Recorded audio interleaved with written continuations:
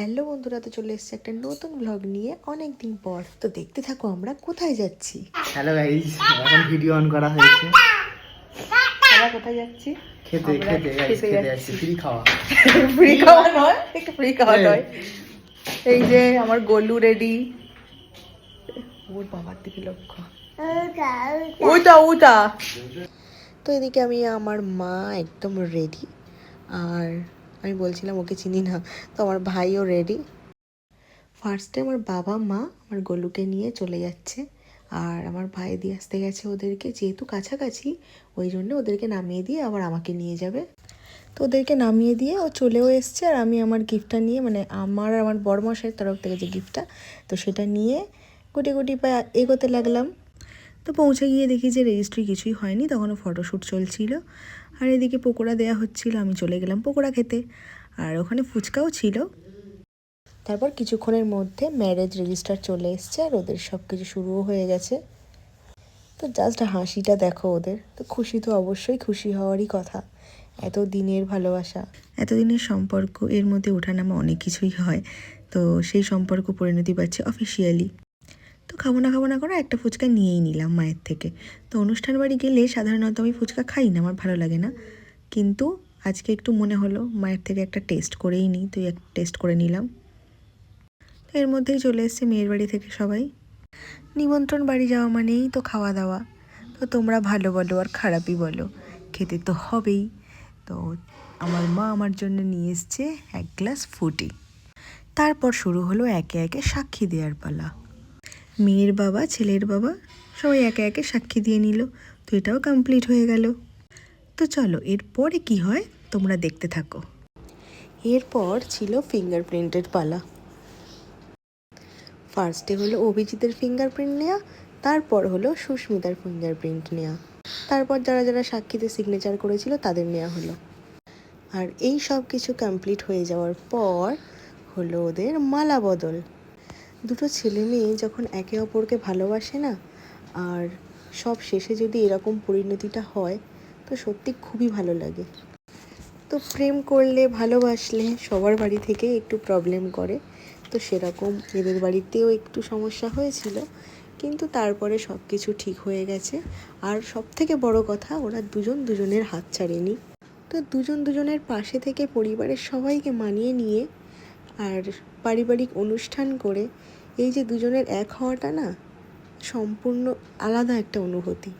তো সবার কপালে তো সমান হয় না, সবার বাড়ি থেকে সব সময় ঠিক হয় না, তাই জন্যে অন্য রাস্তা বেছে নিতে হয় ঠিকই, কিন্তু সেটার মধ্যে আনন্দ থাকলেও অনেকটা কষ্টের। সেটা সব থেকে ভালো আমি ছাড়া হয়তো কেউ বুঝবে না, আবার অনেকে বুঝবে। তো যাই হোক, তো এরকম একটা খুশির দিনে ওই সব কথা না বলেই ভালো।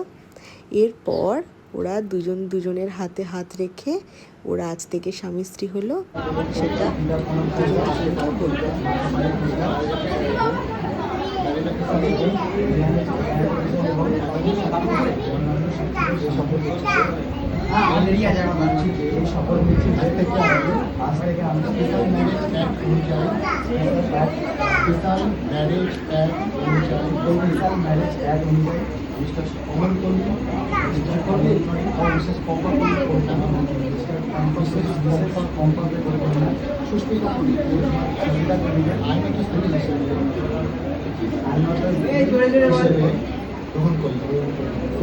শোনা যায় না, হবে না।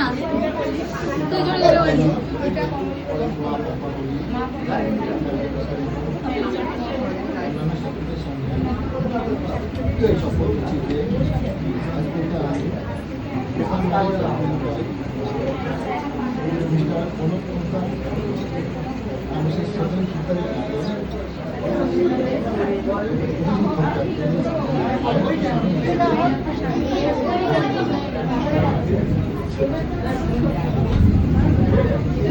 আর আমরাও সবাই সেই মুহূর্তটা সাক্ষী রইলাম। আর এরপর হবে কেক কাটার পর্ব। এখন সবাই বেশিরভাগই লাভ ম্যারেজ করছে, আর এখন যাদেরকেই দেখি তাদেরকেই সবাই বাড়ি থেকে মেনে নিচ্ছে, ভালো করে বিয়ে হচ্ছে। তো এখন মনে হয় ইস, আরেকটু যদি ওয়েট করে যেতাম, তো বাড়িতে যদি আরেকটু টাইম নিয়ে মানাতে পারতাম, তাহলে আমারও হয়তো এই ভালোভাবে সব কিছু হতো।